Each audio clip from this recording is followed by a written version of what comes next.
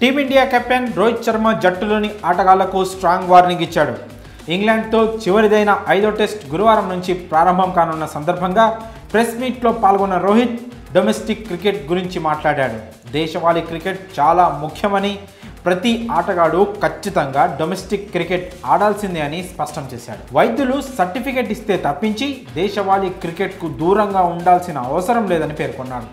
ఇటీవల ముంబై, తమిళనాడు మధ్య జరిగిన రంజీ సెమీఫైనల్ మ్యాచ్ను తాను చూశానని, కోర్ క్రికెట్ లాంటి డొమెస్టిక్ క్రికెట్కు ప్రాధాన్యత ఇవ్వాల్సిన అవసరం ఉందని రోహిత్ శర్మ అభిప్రాయపడ్డాడు. టీమిండియా యువ క్రికెటర్లు ఇషాన్ కిషన్, శ్రేయస్ అయ్యర్లను డొమెస్టిక్ క్రికెట్లో ఆడాల్సిందిగా బీసీసీఐ కోరిన విషయం తెలిసిందే.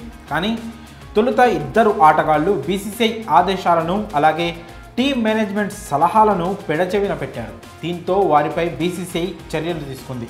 సెంట్రల్ కాంట్రాక్ట్ నుంచి ఆ ఇద్దరు ఆటగాళ్లను తొలగించింది బీసీసీఐ. ఈ చర్యతో మిగతా ఆటగాళ్లలో కూడా భయం వచ్చింది. పైగా శ్రేయస్ అయ్యర్ రంజీ ట్రోఫీలో ముంబై, తమిళనాడు మధ్య మ్యాచ్లో బరిలోకి దిగాడు.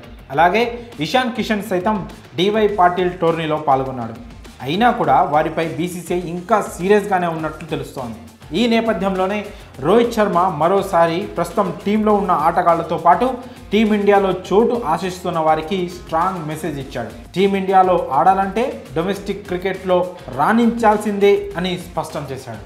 అలాగే జాతీయ జట్టులో చోటు దక్కడంతో అంతా అయిపోయినట్లు కాదని, కాసింత స్టార్డమ్ వచ్చినంత మాత్రాన డొమెస్టిక్ క్రికెట్ ఆడాల్సిన అవసరం లేదని భావించే వారికి స్ట్రాంగ్ వార్నింగ్ ఇచ్చాడు. జాతీయ జట్టులో చోటు దక్కిన టీమిండియా తరఫున ఆడని సమయాల్లో దేశవాళీ క్రికెట్లో పాల్గొనాల్సిందే అని రోహిత్ పేర్కొన్నాడు. డొమెస్టిక్ క్రికెట్లో సత్తా చాటిన వారికే జాతీయ జట్టులో చోటు ఉంటుందని చెప్పగానే చెప్పాడు. మరి రోహిత్ చేసిన వ్యాఖ్యలపై మీ అభిప్రాయాలను కామెంట్స్ రూపంలో తెలియజేయండి.